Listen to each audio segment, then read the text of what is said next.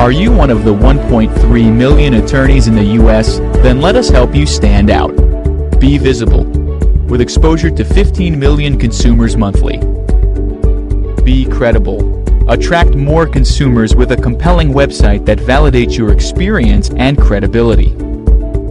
Double conversion, with live chat, by engaging your website visitors 24/7. Accelerate growth. Connect with 100,000 consumers visiting our practice-specific sites each month and requesting to speak with an attorney. Receive real-time leads right in your mailbox.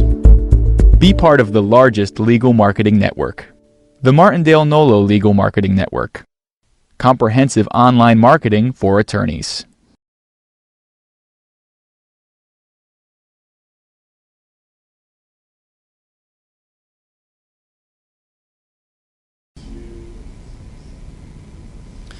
Good afternoon and welcome everyone. This is our webinar representing clients with intellectual and developmental disabilities presented to you by the Mental Health Committee here at NACDL. My name is Brian Kennedy. I'm a public defender in Fairfax County, Virginia, and I'm a member of the committee. This is the second webinar in a series of 3 that we're presenting over past and next few months on mental health issues. Today I have the pleasure of introducing you to Ariel Sims. Ms. Sims is the Criminal Justice Attorney Fellow for the ARC's National Center on Criminal Justice and Disability. In this role, she advocates for people with intellectual and developmental disabilities who become entangled with the criminal justice system as victims, suspects, defendants, witnesses, or incarcerated persons.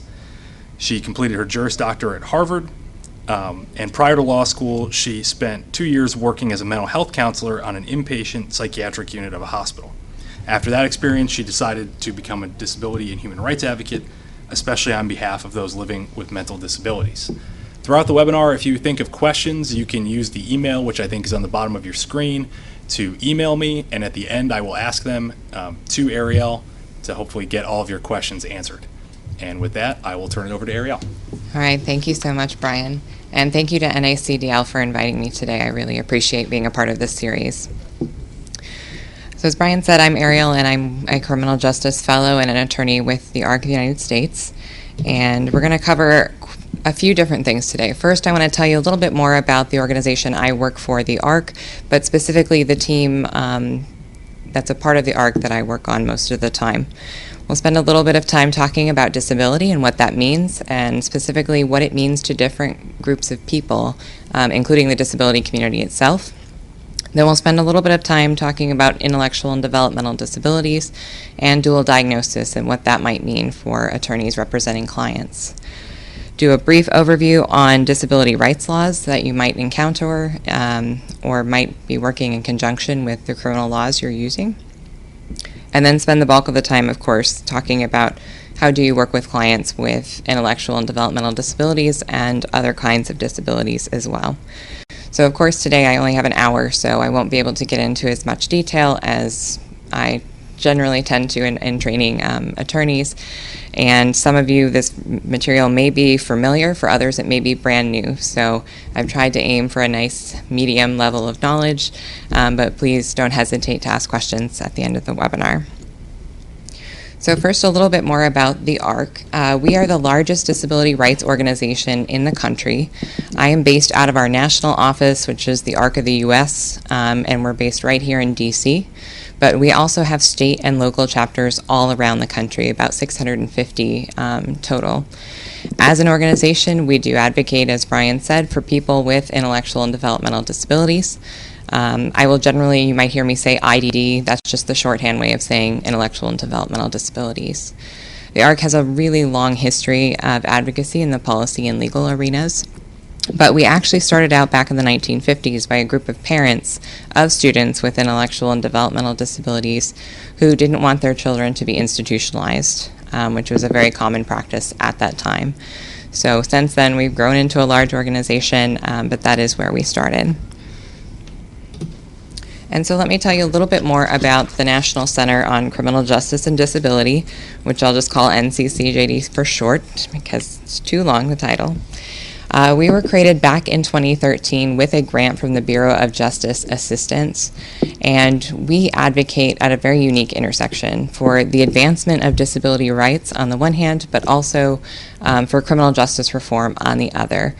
I usually describe our role as being a mediator between the criminal justice community and the disability community, and trying to get those two communities to talk to one another and understand one another a bit better. We are also unique in that we work on, I would say, both sides of the system, if you could really say there's two sides.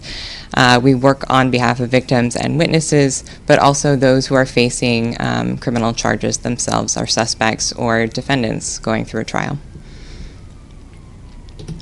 We do lots of different things at NCCJD. We do training and education, so webinars like this, our own webinar series. We also provide technical assistance to other organizations, to our chapter network, to public defenders, other defense attorneys, and other groups. We also collect resources, which you can find on our website, and we have them organized different ways, and you can just go to the link there and explore. And then we also create our own resources. So we have fact sheets and things that we put out, white papers, etc., our own webinars. So please check all of those out. They're all there on our website for you to find. I just wanted to just take a brief moment to tell you about our 2017 webinar series, which is actually focused on the intersection of policing and people with disabilities. So that webinar, the second webinar in that series, is actually coming up tomorrow at 1 o'clock Eastern Time. So if you're interested in that, please follow that link there, and you can find the link to register, and we hope you'll join us for that. The other thing that we do that will be of particular relevance, and I'll come back to it later on in the presentation, is information and referral. So we do get calls from individuals with disabilities or their family members seeking assistance with a criminal justice issue. Since the center has started, we've received over 700 plus requests for assistance. So this is a good part of our time, is responding to individuals. All right. So let's start by talking a little bit about disability. And I always have to start this conversation by talking about the limitations of labels. Most of us who are on this webinar today are attorneys. We know that we have to use certain labels sometime. But just because we have to use a label for legal purposes doesn't give it other sort of inherent power. So I just like to point that out before I start using a bunch of labels myself in the presentation. Labels are also relevant to different models of disability. There are many different models of what a disability means or what it could look like. I'm going to tell you about two. The first is the medical model of disability, which comes to us from the Americans with Disabilities Act and plenty of other domestic law. And then I want to spend a brief bit of time talking about the social model of disability, which actually comes to us from human rights law and international standards. So starting with the medical model, which comes from the ADA. In this model, disability is the impairment, the perceived or actual impairment of the person, and how it limits their life activities. Unlike the social model, the medical model is very focused on this impairment and says basically there is something wrong with the person, so therefore the person has a disability. That is in direct contrast to the social model of disability, which doesn't really focus on impairment at all. Instead, the social model says that disability is a natural part of human diversity.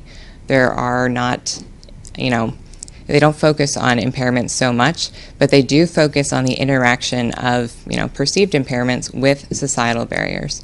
So, for instance, you can see on the slide here, there's a picture of a wheelchair in front of a staircase. The staircase represents a societal barrier, something that society has created that impacts the person who has to use a wheelchair to navigate the world, but now they can't fully navigate the world because of the staircase. So the social model really focuses on what society does or doesn't do that might inhibit the full participation of people with disabilities in the world and in society. We also get people first language from this model. So people first language is just a general rule that says instead of calling someone with a disability a disabled person, you refer to them as a person with a disability. So if you were using a diagnostic label, for instance, you would say a person with a psychiatric disability or not mentally ill person or something of that nature. And those are the terms that we generally use. We follow people first language, but there will be others, other organizations, other disability groups that prefer different terminology. So that's always the number one rule is rely on the community and what they prefer. With that, I want to give you the technical definition of developmental disabilities. So we often say IDD together, but developmental disabilities is actually the umbrella term that encompasses intellectual disability. And this definition comes from AAIDD, but also the American Psychiatric Association and the DSM, the Diagnostic and Statistical Manual of Mental Disorders. And this is how they define developmental disabilities: physical and or mental impairments that start before the age of 22. And those impairments have to cause substantial limitations in at least 3 of those areas listed there on the slide. Ability to care for oneself, the ability to learn, the ability to walk or move around, the ability to make decisions about your life and direct where you're going in life. Also the ability to live independently and the ability to fund your own life and activities, economic self-sufficiency. And this is just a depiction to show that developmental disability is the broader category, but there will be many diagnostic labels that fit under developmental disability. Intellectual disability is one that we're going to spend a little bit more time on, but all of these other labels you see, Down syndrome, Fragile X syndrome, cerebral palsy, all fit under the category of developmental disability. So as promised, let's talk about intellectual disability. As a reminder, it is a type of developmental disability. It fits under the umbrella term, and there are 3 different prongs of intellectual disability. First, you have intellectual functioning, which is generally measured by IQ or IQ tests. Second, you have adaptive behavior, and this includes both deficits and also functional strengths of the person, and you have to analyze both. And what is adaptive behavior? It includes things like social skills, practical skills, conceptual skills, kind of things that you think about that you do in your daily life that impact you. And then the last prong of ID is pretty simple.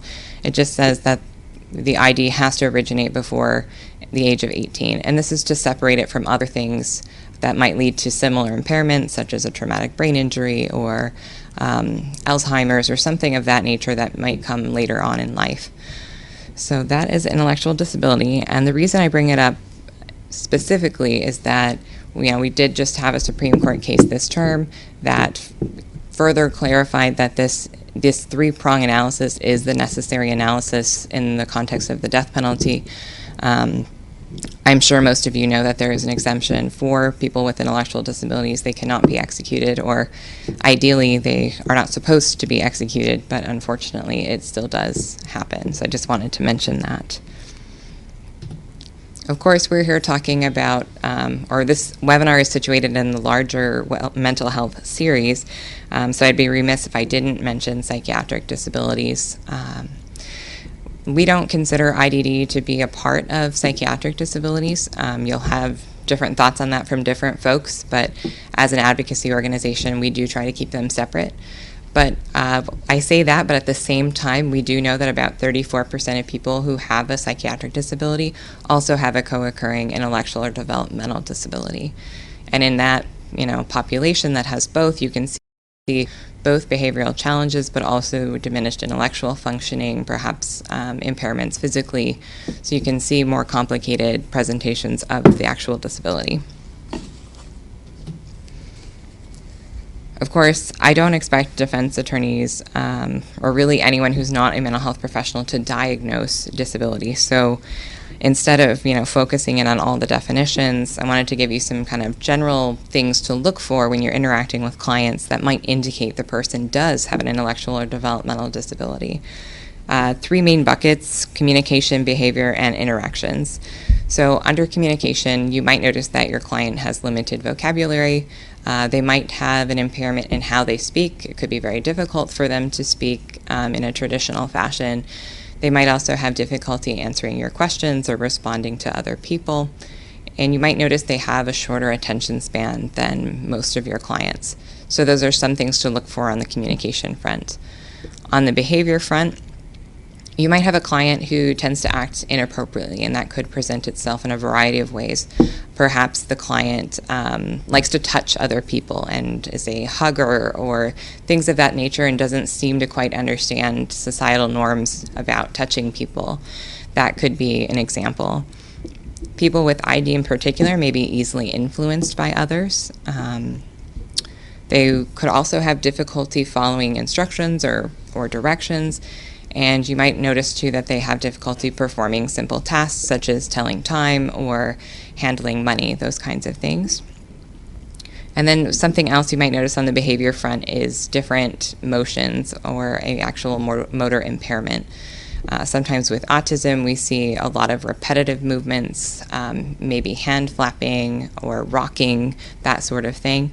But you could also see someone who maybe has difficulty walking or moving in some other fashion, and that could indicate that there's a developmental disability present. And then in the last bucket there, interactions is kind of a blend of communication and behavior, but I think it's worth noting. You might see eagerness to please. People with ID sometimes are very eager and very susceptible to authority figures, so they will very much respond in a way that seems eager to please. You might notice that people with certain kinds of disabilities prefer to communicate through other people, whether it's their family or support staff. You might also have the case where someone is trying to hide their disability, particularly in the intellectual context, so they're going to bluff greater understanding. They're going to say they understand when they actually might not understand. And then the last one, over or under engagement. This means socially they might be very engaged with you, constantly speaking to you, really good eye contact, all those kinds of things. But you could also see under engagement on the other side, maybe not making eye contact so much, not wanting to communicate with you, wanting to be left alone. It could go in either direction there. One other approach I'll mention, especially if you have absolutely no idea if anyone has a particular disability, you don't have a label, you don't have information, you could just approach all of your clients the same exact way, and that would be the access and functional needs approach. This is really common for first responders and particularly EMTs to use. They approach everyone as if they have some kind of need, and then they have to identify what that need is and then focus on how to assist. So you could approach every client assuming that they will have some kind of need in interacting with you, and then figure out what that need is and then figure out how you could assist them. So that's another way to approach interacting with your clients that may or may not have a disability. So let's talk briefly about some disability rights laws. There are a few I just want to briefly touch on. The Americans with Disabilities Act is going to be the big one, and we're going to spend a little bit more time on that than the others. So I'll skip it for now. I'm going to come back to it. Section 504 of the Rehabilitation Act is a predecessor to the ADA, and it covers pretty much anybody who receives federal funding and is an anti-discrimination/civil rights statute. The Individuals with Disabilities Education Act, or its more common name, IDEA, is about special education law, and this will come into play if you have a client who's, say, under 22 but still enrolled in school or trying to transition from school to working in the community. That will be relevant for you. Developmental Disabilities Act. This act creates certain agencies and services that exist in every state that could be resources for you when you have clients who have developmental disabilities. So I just bring it up to let you know that services are out there specifically for people with developmental disabilities.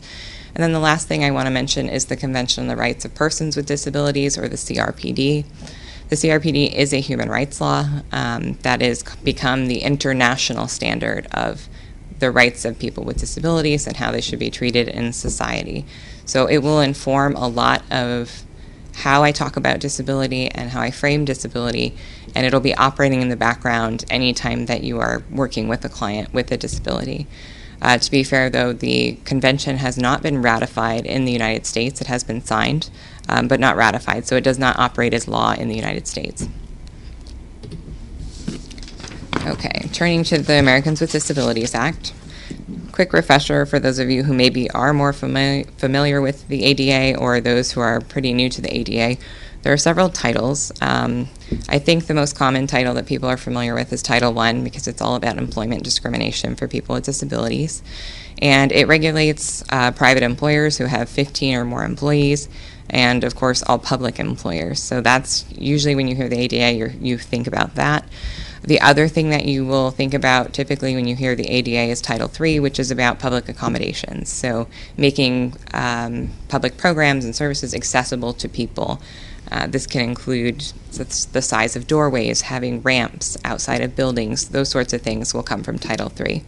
The one that we're going to spend more time on today, or I'm going to highlight, is Title II, which actually applies to state and local governments and applies to all public programs, activities, and services.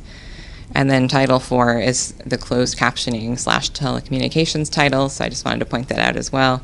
And then the last title, Title V, is just kind of a compilation of miscellaneous provisions, nothing that we're going to spend time on today. So Title II of the ADA. The ADA is a civil rights law, and it is meant to prevent discrimination against people with disabilities. As I mentioned, Title II applies to public entities, and who are public entities in this space? That can include actual courts, court personnel, court actors, police, lots of different public figures that you would encounter in the criminal justice space. Title II does apply to them.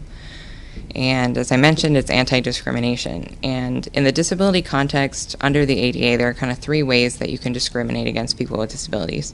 Of course, you can overtly discriminate. You can, say, I am not going to allow you into this program because you have a disability. That would be overt discrimination. You can also have disparate impact, where you have policies or procedures that over time or consistently disproportionately impact people with disabilities differently than people without disabilities. And then the last way, which I think is more common in the criminal justice system, or at least I would say is the one to really focus on, is the failure to accommodate way of discrimination. So all public entities are supposed to make their programs and services accessible to people with disabilities. And accessibility means more than physical accessibility. And if they have programs and procedures that are not accessible, then they might have to make what's called a reasonable accommodation to a program or procedure to make sure that a person with a disability could access that program or service on the same basis as others without disabilities.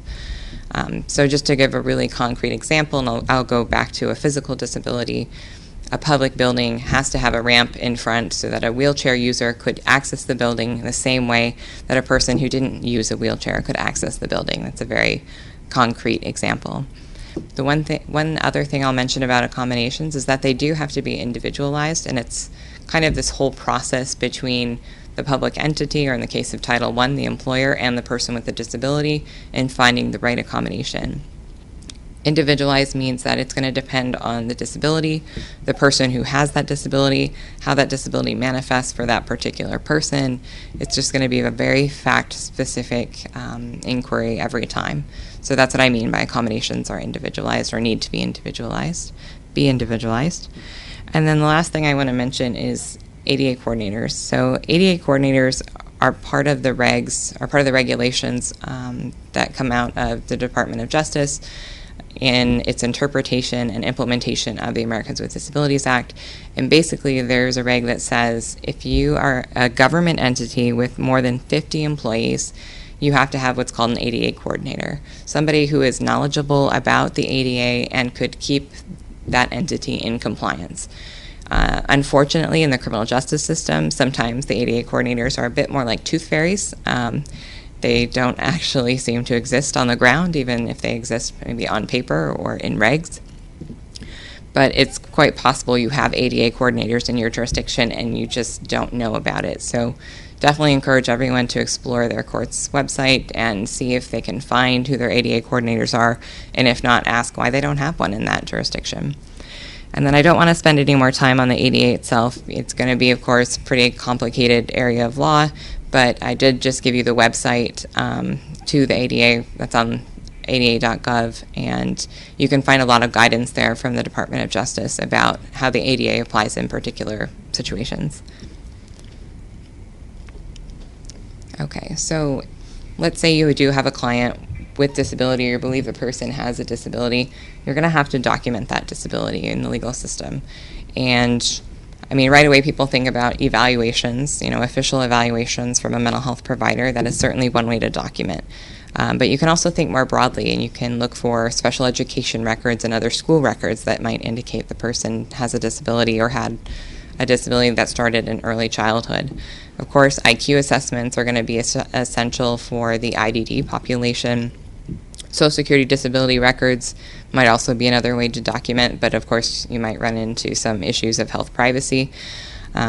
Disability service providers, again, same thing, health information, but depending on the case, you might be able to use that. State agencies will sometimes have records for people who are on their particular service lists. And then, of course, you as an attorney yourself can also create some documentation by noting behaviors and other observations when you're interacting with your client.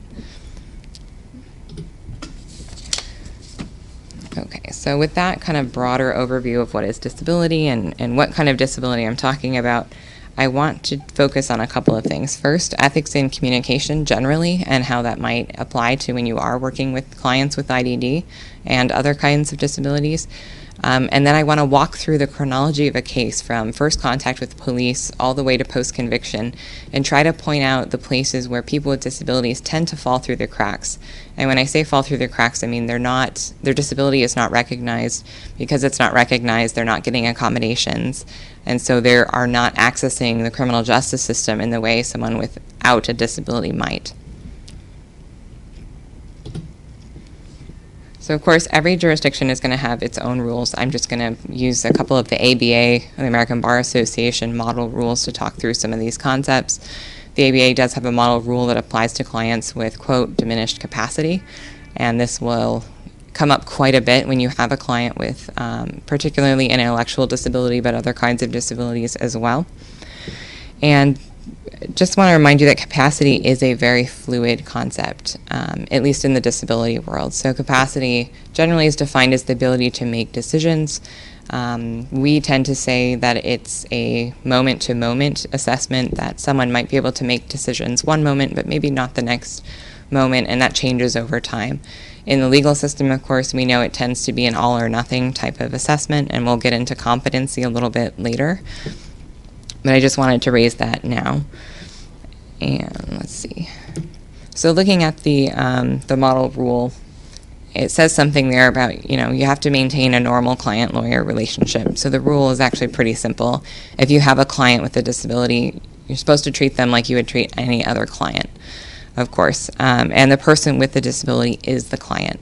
Something that you'll encounter quite a bit when you do have clients with disabilities is that you will have family members or perhaps support staff or people around the person with the disability who want to actively participate in all the discussions, maybe want to act as some sort of translator or facilitator for communication purposes. But you have to remember that the person with the disability is the client, and that if communication is a difficulty, then you've got to find a way to accommodate so the client can communicate with you more effectively. Of course, the person with the disability might want the family member present, might want support staff, and in that case, go with the person's wish, but also understanding that confidentiality could always be an issue. So that one you'll have to balance on your own, but just a quick reminder, the person with a disability is the client. And then, of course, on the victim or witness side of things, it's the same thing. Like, the victim or the witness is the person with the disability, and you should encourage, your colleagues across the aisle, so to speak, to make sure that they are communicating directly with the victim or the witness and not relying on people around the person with a disability. So I mentioned confidentiality briefly. You guys all know confidentiality, and you're familiar with the rules in your own jurisdiction. Same rules are going to apply when you have a client with a disability. The reason I bring it up is that confidentiality confidentiality can be complicated when you do have a client with a disability because you're bringing in perhaps other layers of confidentiality or confidentiality concerns. So like I mentioned, if there's a third person facilitator, a family member, a support staff person, all of that will impact confidentiality, and so you'll have to be very aware of that and cautious in your approach. The other thing that can come up is if you have direct support providers working with the person, they can't bring up certain aspects of health information that would be protected. So just remember that confidentiality gets more complicated when you do have a client with a disability. And I would encourage all of you to, work with your state bar ethics hotlines or other resources you have available, perhaps your state bar, if you have a situation like this and you're not sure what it means for confidentiality.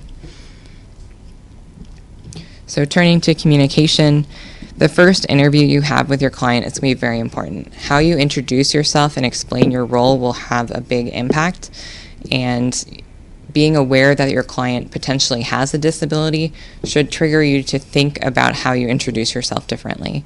So common scenario is a defense attorney comes in, let's say a public defender comes in, they've got 20 other clients waiting for them in the same courtroom, so they say, "Hi, I'm so-and-so, I'm your public defender, I'm going to, protect your rights today," or something to that effect.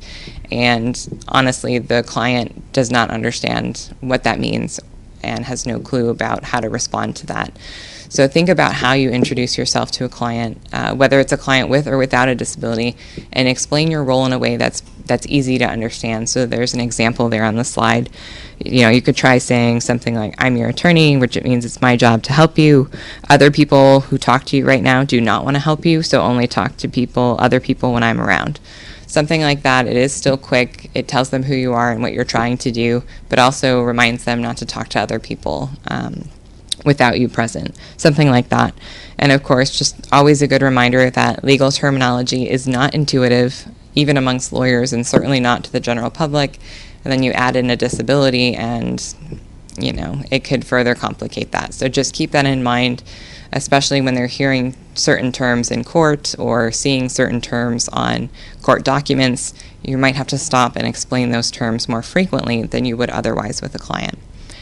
The first interview is also important because this is a really great opportunity for you to get a sense of, does my client have a disability? Do I need to change how I'm communicating or interacting?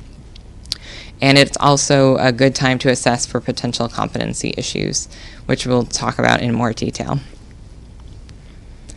Just some other basic communication tips that will work with clients with and without disabilities.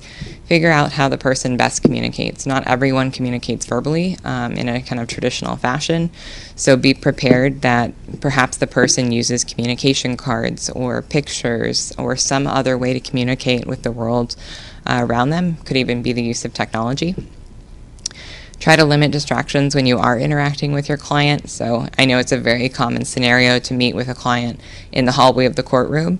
Not the best place for good communication. It's going to bring up confidentiality concerns, but it's also going to make it very easy for the person to be distracted and not understand what you're saying. It's always easier if you can find an environment where the person feels more comfortable. So if the person, of course, is not incarcerated and is available for you to speak with out in the community, maybe if you can meet with them at a coffee shop that they prefer or at their own home, that could be a better way to go. But of course, circumstances might not allow that. I think the biggest thing is being patient, taking more time to communicate, and being willing to repeat yourself in different ways. So, and this actually relates to the last one, checking for understanding. You may say something, it could take the person a bit longer to process than you would typically expect, and perhaps they actually didn't understand what you meant or what you said. So you might have to repeat yourself, you might have to say it in a different way, use plainer language, but you can also frequently check for understanding. Explain who you are and what your role is, and then tell your client, could you tell me who I am and why I'm here for you, or why I'm here today, to see if they can kind of parrot back what you were saying and if they understand what's going on. I already mentioned communication aids. And then the last thing is that sometimes it is helpful to have a support person present, but of course, keeping in mind confidentiality and also the fact that the person with the disability is the client. So just want to remind them of that. Let's see. Just a few more communication tips, and then we'll walk through chronology of a case. Sorry, I'm just checking the time to make sure I'm not going over. All right. So something that comes up with the IDD population is that or I shouldn't say most, people might not have been in a courtroom before. They might not understand the process. They might not understand what's appropriate behavior in the courtroom setting. So you'll have to communicate that information in a very concrete way. And one thing that we tell attorneys to maybe use is a social story. So a social story is kind of talking about something in the third person, makes it sound like a story, but also imparts what the expectation is for your client. So for instance, you could say, Jerry had to go to court because someone said he did something wrong. When Jerry goes to court, he will have to wear a suit and look nice. And he won't speak unless his attorney says it's okay for him to speak. So phrasing it in a kind of a third-person way can help communicate the expectations of the courtroom. That's in a way that's just a little bit easier to understand. Of course, you can also think about communication in terms of not prevention, but so much before you encounter clients with disabilities, there are things you could put in place before you even get there. So think about simplifying court forms and working with ADA coordinators or other staff at the court to modify forms, modify procedures, to have things that are very simple and easy to use. Thinking about other forms of accessibility, you could request that all the forms and things also be available in enlarged font or in plain language versions. Those kind of things are all good for accessibility and can be thought about up front. You don't have to wait till you have a client with an actual disability. Okay, with that, I kind of want to just walk through the chronology of a case, starting with first contact with police all the way through post-conviction, and just point out some of the areas where people with disabilities will probably get lost in the cracks if people aren't paying attention, if lawyers aren't paying attention, the judge, etc. So, of course, first contact is typically someone is involved with the police in some way. The police or the prosecutor is pressing charges. Police are arresting the person. This is a really good opportunity to identify potential disability, but also potential accommodations. So if there was some circumstance surrounding the arrest that makes you suspicious the person has a disability, then that is a really good indicator that the person might have a disability, and or the police records of the arrest itself might indicate that in some way. Of course, this is also a really good time for diversion, and I also completely understand you might not be involved yet. You don't have your client particularly yet, but just I want you to think about this from the kind of the broader perspective of the criminal justice system as a whole. This is a great opportunity for diversion and diversion programs, and typically what we see is that some jurisdictions will have great diversion programs, but by default they say they're not open to people with particular types of disabilities. That is de facto discrimination under the ADA, and so that entity, that program does have to modify itself to be accessible to people with disabilities. So keep that in mind if you are involved at this early stage. Police, or something else that we see at first contact, is that police often don't appreciate the credibility of the client or a victim or a witness with a disability. It often comes into question. They don't believe what the person is saying, and that is something you're likely to encounter throughout the investigation. So I just wanted to raise that for you. And then, of course, we also have Miranda warnings here at this crucial stage. And the reason I bring up Miranda warnings is because of this, false confessions. So according to the Innocence Project, 25% of wrongful convictions that have been found to be wrongful due to DNA evidence are the result of a false confession. So 25% in DNA innocence cases alone. This is a particular concern for people with intellectual disability. You might remember we talked a little bit about this a while ago, but people with ID might be more likely to respond to coercion and pressure and other kinds of interrogation tactics that are pretty common. They may be more suggestible to leading questions or the use of hypotheticals in an interrogation. They might not understand culpability in that context and what it means, and they might be trying to please officers because they are figures of authority in that context. So a really concrete example is, Brendan Dassey, and I'm sure most of you are familiar with the Netflix documentary, and if you're not, I highly recommend it. You can see when they were, interrogating Brendan that he didn't quite understand everything that was going on, but he was kind of parroting back the information he heard because he thought that's what the officers wanted to hear. And that can be pretty common with people with intellectual disability in that environment. Taking a step back to the Miranda warnings, having a disability doesn't mean you can't waive your Miranda rights. That absolutely is, false. But it does mean that you might have a situation where the person really doesn't understand their rights but waives them anyways. So just be on the lookout for things like that and the circumstances surrounding an alleged confession to make sure that it actually is a genuine confession and not something that was elicited by police. Let's see. Okay, so that's kind of all I wanted to say about that first contact investigation stage. But at each point, I do want to throw out some potential ideas for accommodations, generally with the understanding that, of course, accommodations do have to be individualized. But we can think about accommodations more generally as well. So at first contact, your client could request a support person if they would like one to be with them throughout this process. There might be a need to use communication aids or some kind of interpreter or facilitator. They might need assistance completing documents, understanding certain documents, etc. Simplifying language up front at this stage is really helpful and critical. And then when you are a part of the case, explaining the purpose of the investigation and what the trial process will mean, and going over all of those things, in detail, in plain language, and being willing to, repeat and be patient with that. All potential ideas for accommodations at this point. Moving into what I'm going to call the pretrial sort of phase, lots of things are going to be happening, right? So you theoretically are assigned at this point, or you have taken on the client, hopefully. You are prepping your case, you're thinking about testimony, the prosecutor is compiling all sorts of evidence, you're compiling your evidence and things you're going to do on cross-exam, legal arguments, pretrial motions, a lot of things are going on. But a big thing to keep in mind, especially if you suspect you have a client with an intellectual or developmental disability, is that competency might be at issue. So I said I was going to bring it up. I am bringing it up now. Competency could be an issue. Now, I want to just say that competency will not always be an issue, right? Just because a person has a disability does not de facto make them incompetent. So that's important to remember. But if you do have, say, a client with an intellectual disability, it might be more likely than a client without such a disability, so keep it in mind. Let's see.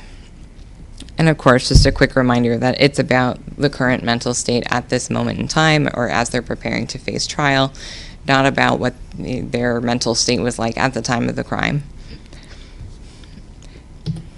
Okay. The other thing I want to point out about competency is that you will probably need to get an expert witness. That expert witness has to be qualified to evaluate someone for intellectual and developmental disability. This is typically a psychologist or another licensed clinical professional, typically not a medical doctor.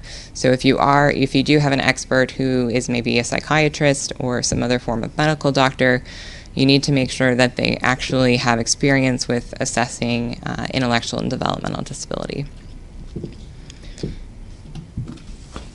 So the big competency I want to focus on, and of course there can be different layers of competency at all stages of the proceeding, but I think the big one really is competency to stand trial. So a quick reminder, your client has to have a rational and factual understanding of the nature of the proceedings and also be able to assist in his or her defense. That is the basic idea of competency to stand trial. And the other tricky thing about this is that if anyone has a doubt that the person is competent, whether it's the prosecutor, whether it's the defense attorney, or the judge, then they are supposed to, they have an obligation to raise competency as an issue. And this can present a real ethical dilemma for defense attorneys, because declaring your client incompetent could result in institutionalization, putting someone in a state hospital, and they could actually be in a hospital or things longer than if they had served out the time for the offense. So I recognize this is a very, very tricky issue, particularly for defense attorneys. I did want to point out that when we're talking about intellectual disability, the standard instrument to assess for competency is the CAST-MR. The MR does stand for mental retardation, but nobody else uses that phrase anymore. It is intellectual disability, but that is kind of the standard assessment. As I mentioned, competency restoration could actually result in your client being in an institution or a hospital or some other kind of facility for a very long time because they're trying to restore competency. Now, I also want to point out the difference between people with psychiatric disabilities, say, and people with intellectual disabilities on the other side. So typically, if you have a client who has a psychiatric disability, competency restoration is a combination of therapy and medication that might restore their competence and their ability to understand what's going on. It's not, it's not easy in the psychiatric disability context, but it's also really not easy in the intellectual disability context to restore competence. If you have a client who has lower intellectual functioning and can't understand the process, it's going to be much harder to restore that person's competence than it would be for, say, someone who could take medication, and that might restore their competence. And in fact, there's only one method that I'm aware of that specifically is meant to restore competence for clients who have intellectual disability, and that's the Slater method, which comes out of Rhode Island. And even that method is fairly new and hasn't really been tested extensively. So it's just one of those areas where we just don't have enough background and data built up yet to really have a good sense of how we can restore people's competence if they have, say, intellectual disability. Also, pretrial, you're considering bail or bond and conditions of, pretrial release. Typically, when your clients are released, they're going to have a whole host of conditions that they have to meet. That could include anything from drug testing to regular meetings to education or employment requirements, etc.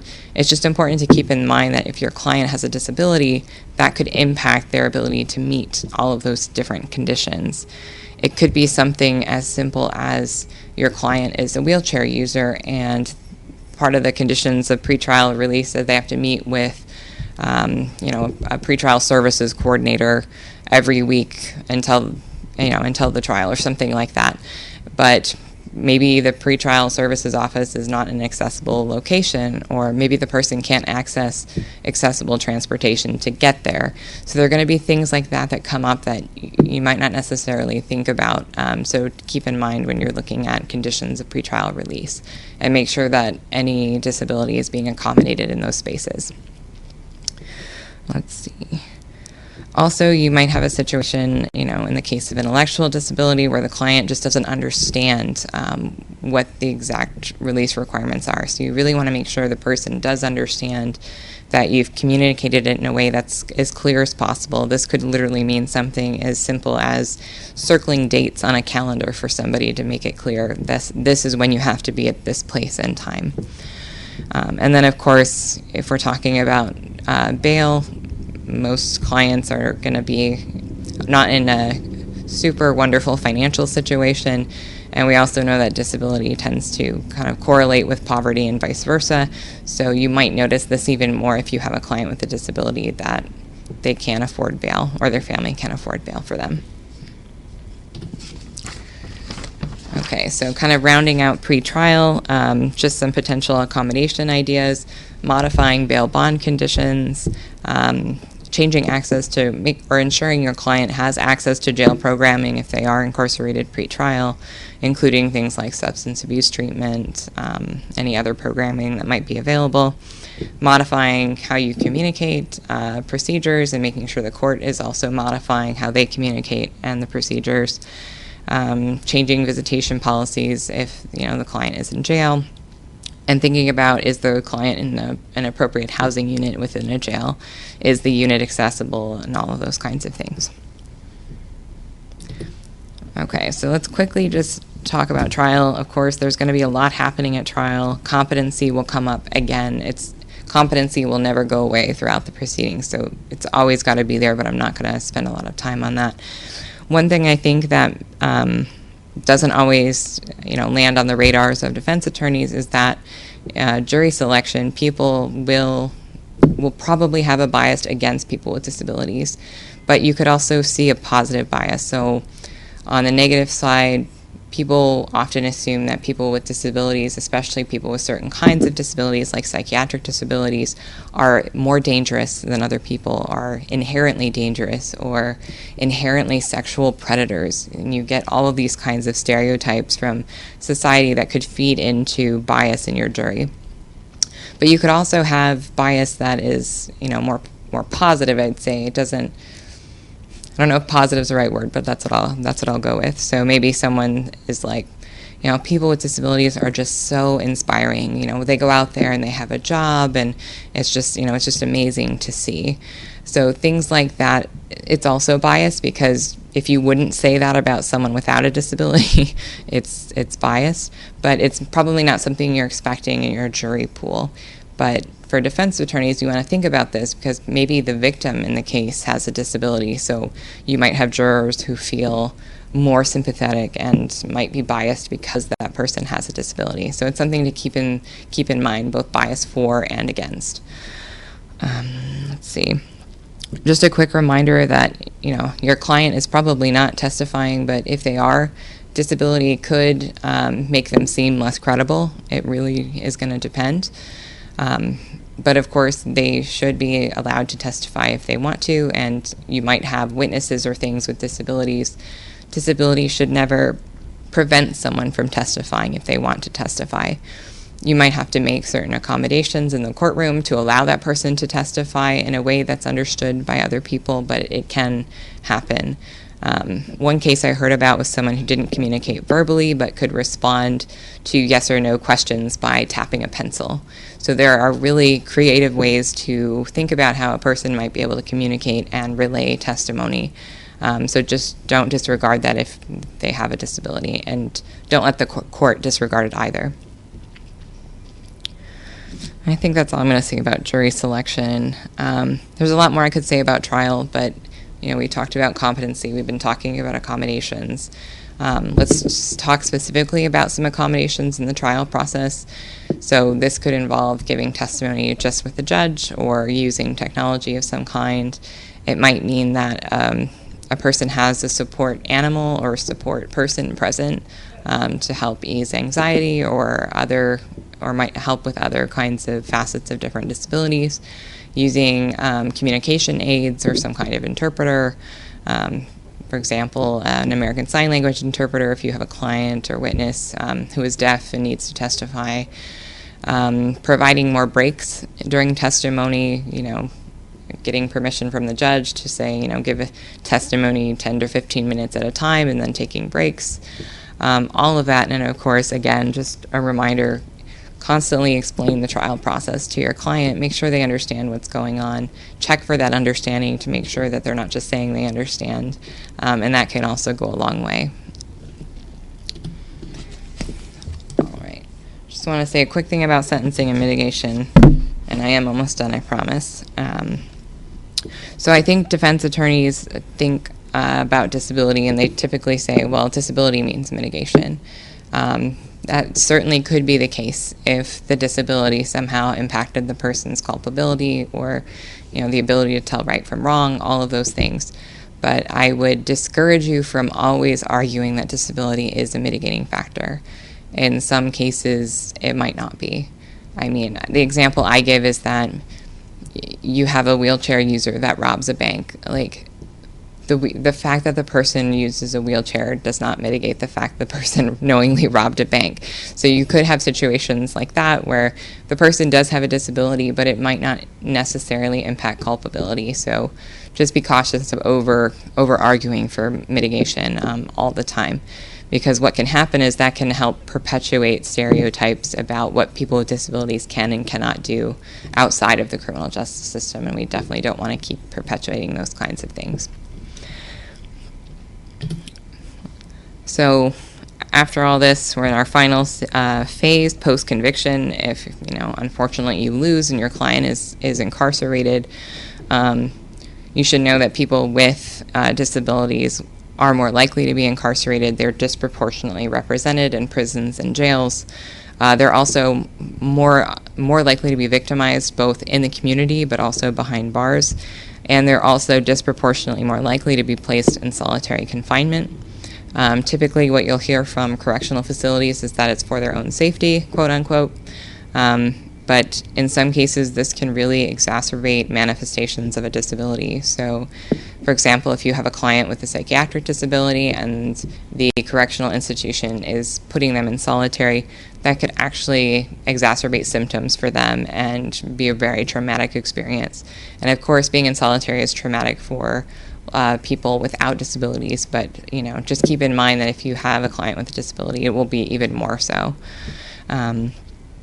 Another thing to think about is that it's much harder for people with disabilities to get accommodations in a prison environment. Institutions are very highly structured, and departments of correction will constantly make the argument that modifying how they run the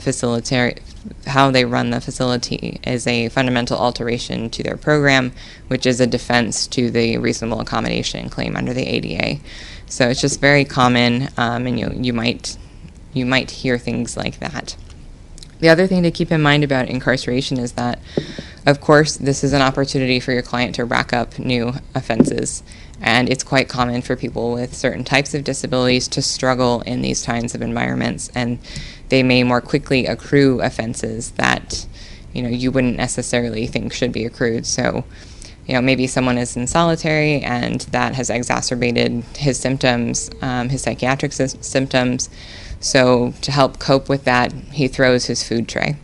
Well, now he might have an assault charge racked against him. So just keep in mind those kinds of things that might be happening behind bars, and so you might see the client again, or get a client from that perspective facing new charges. Probation and parole, I won't say much about, but just think back to bail and bond and what we talked about, that there's always going to be this list of conditions and things that they have to meet, and that you've got to think about disability and how it might impact their ability to meet certain conditions. And then, of course, there's some jurisdictions do have leniency provisions for parole violations that would implicate disability. So if you do live in a jurisdiction like that, just be aware of that if you can probably show that the reason was they had a disability, they couldn't meet a particular condition, you might be able to successfully show that they did not violate their parole. So something else to keep in mind. Real quick on collateral consequences. You guys are familiar with the ones typically, right? It's harder to get a job, it's harder to get services, and those kinds of things. In the disability context, same thing, but you're also going to probably see diminished access to even healthcare services that you maybe didn't anticipate would be a problem. Voting, of course, is an issue, etc. The one that comes up for us quite a bit that we see is that if a client is facing a sex offense and or they have to register as a sex offender, there might be a law in their jurisdiction that says they can't live with, someone under the age of 12 or something like that. And this means that maybe they can no longer live with their parents and younger sibling, and their parents might be their primary support people and might be helping them, live in the community. So you've just taken away that person's support by having them register as a sex offender. So keep that in mind. If you're not aware, there is this great resource, which I have on the slide there, that has a map of the U.S., and you can click on each state and get all of the collateral consequence laws in that particular state. It was something I found very recently that someone had recommended to me, so I put it out there just in case any of you don't know about it. So rounding out potential accommodations, of course, you should always think about alternatives to incarcerations, and I will come back to personalized justice plans in just a moment. Ensuring services are actually being provided in correctional environments. If the person uses medication, that they have access to it. If the prison or jail has, let's say employment programming, that they're not excluding people with disabilities, those kinds of things. Other accommodations could be making sure that grievance forms within the prison are accessible, so plain language, easy to use, those kinds of things.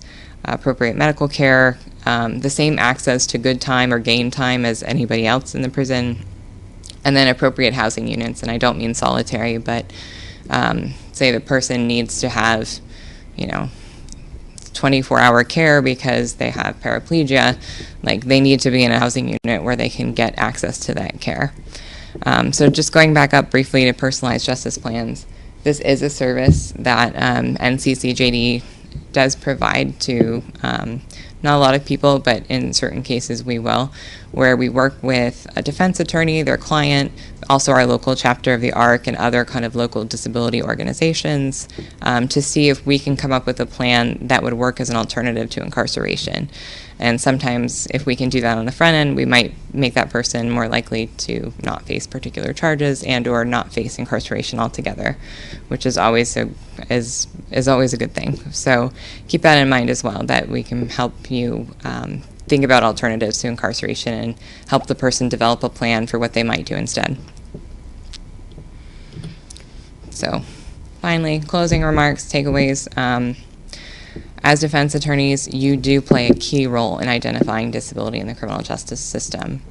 When people get lost in the system, it typically is because someone didn't recognize that they had a disability or they weren't willing to really explore whether the person did have a disability. And so because you get to work closely with your client, you might be the first to notice or understand that your client does have a disability. And of course, there'll be some ethical dilemmas there about whether you bring it up or you don't, but it is something to keep in mind. Everybody, people with disabilities, people without, are individuals, and if they do have disabilities, they will need individualized accommodations, and typically at every stage of the process. And then finally, of course, you want to explore alternatives to traditional programs and punishments whenever possible to really make sure that people with disabilities are accessing the criminal justice system in a way that is fair and more on par with others accessing the criminal justice system, even though we know the criminal justice system is not fair for a lot of people. We'll try to make it more fair. So with that, I would love to get your questions and comments. You can, of course, always email me if you have a client and you just need some resources and want to consult with me about how the disability issues may impact the case. I can also connect you to different disability organizations that might have other information. And then please do visit our website to check out those resources I mentioned, and you can sign up for our newsletter there, as well as our Facebook page. And with that, I will take questions. All right, we have a few questions, and if anyone has any more last-minute questions, feel free to email me now so we can get them in. I hope this example is not happening too often, but someone listening has a situation where there's a diversion court or a treatment court in their local jurisdiction, and there was a client who was deaf, but I think it would apply to a lot of other disabilities, where they were either told they should not go into the treatment court or advised not to go into the treatment court because of the difficulty getting a sign language interpreter in the case of a deaf person. Yes. So the question was, are there remedies under the ADA for that, and what advice would you have if there's a court or there are attorneys on either side advising people with disabilities not to enter diversion programs because of the difficulties it would create for them or the court? Sure. So it's a great question, and it actually does come up quite often, unfortunately. Without knowing all the specifics of the case, I would say, yeah, there's probably an ADA claim there that the person is they're not modifying the diversion court to accommodate the person who is deaf because he or she needs a sign language interpreter. There are also special rules under the ADA that specifically talks about sign language interpreters and other methods of communication. I'm not as familiar with those areas of law since I don't work with those clients, but if the person gets in contact with me, I can connect you to a disability rights attorney who works with deaf clients and would know all of those pieces of the ADA very well. Right. Another question is from an attorney who has court-appointed work, and the attorney recognizes that they have a increasing number of clients who have some disabilities, some other mental health issues, but they find that it's difficult to, especially at the beginning, get those clients to meet with them, come into the office, and that a lot of those clients might prefer text messaging or doing things that Sure. many attorneys are not accustomed to doing with their clients, for a variety of reasons. And the attorney is looking for tips or strategies where you have someone with a disability who you do what you normally do to contact people and get them into the office, but you're Right. finding that they're showing up to the court but not meeting with you beforehand. What can the attorney do to help develop that attorney-client relationship earlier on in the process when you have a client like that? Yeah, I mean, I would start by asking the person, like, do you have difficulty getting to our meetings? Are you having trouble with accessible transportation? Do you know where my office is? Try to get to the root of maybe what's going on, because it could be something as they can't get transportation before 3 p.m. on that day because that's when their service is provided or something of that nature. Attorneys also have to have a really good conversation with their clients about expectations and also how you see the attorney-client relationship. So the person might use text messaging because, perhaps they're deaf, so they don't want to call you on the phone. They use text messaging as kind of their go-between, and maybe you don't know how to use a touch-tone phone or something of that nature. Like, in that case, you have to talk to your client about, hey, when we communicate, it's protected, it's confidential, etc. When I typically talk to clients, this is how I prefer to communicate with them, but it seems like you prefer a different way to communicate. So, like, talk through that with them to understand their preference, why they're using it that particular way, or why they want to meet in a certain place, or why they don't want to meet with you. Try to get to the bottom of that first, and then explain how you typically work with clients, but say that you understand that people will have different comfort levels and different preferences for ways of doing things, so you want to take that into account in your relationship. And I think if you do that early on, you can also build a lot of rapport and trust that the person might have a disability that they're just not disclosing to you. That could be another possibility as well. And then another question about trial accommodations. Mm-hmm. So I certainly get a lot of competence report evaluations back that say client is competent, just make sure to use diagrams or simple words or things like that, which in my office I can do fairly easily, but Sure. in the middle of trial, if there's an expert testifying, that's I think a good example, but generally during the trial, if explaining what people are talking about or what people's roles are, the client deals better with diagrams or with alternative methods of explaining things. Right. Some judges are going to push back on a frequent stopping to do that, but they will find the client competent. So how have you seen, or how would you recommend, if you have a client who needs, in the middle of trial, some help understanding, and you fought competency, but they are competent, or you made the decision to not fight competency? Sure. How would you go about doing things like that for your client, especially when you're facing a hostile court? Right, yeah. I think, I don't want to say most judges, but some judges will certainly just be not educated enough to understand the way disability is impacting the client's ability to understand the case. So it just could be they completely ignored the report, the expert recommendations of how they might modify. In that case, I would try to get the ADA coordinator involved if you have one. If you can't get the judge to maybe stop and take breaks, maybe you can just more generally request a recess, and maybe say it's for some other reason. Maybe you can't say that, but so requesting more recesses, I think, would help. What typically happens in those cases is I have defense attorneys come to me or other disability rights organizations, and we'll see if the disability organization can write a letter explaining how these particular accommodations might help the person in the trial setting. So that's another option as well, is bringing in kind of an outside party to say, hey, judge, we understand you're a criminal judge and maybe don't understand all the finer points of disability law, but let us tell you a little bit about the ADA and what that means and how accommodations could really help this person have better access to justice, that kind of thing. it's really tough when, the judge is not going to play ball with you. If you can get the prosecutor to play ball, that might be another way of convincing the judge in a roundabout way. If prosecutor and the defense attorney are on board that this is what the person might need to have a fair trial, then that will usually, persuade the judge as well. And then one last question. We have a question about dealing with juveniles with intellectual developmental disabilities, and especially accommodations when a child is held either pretrial or post-trial.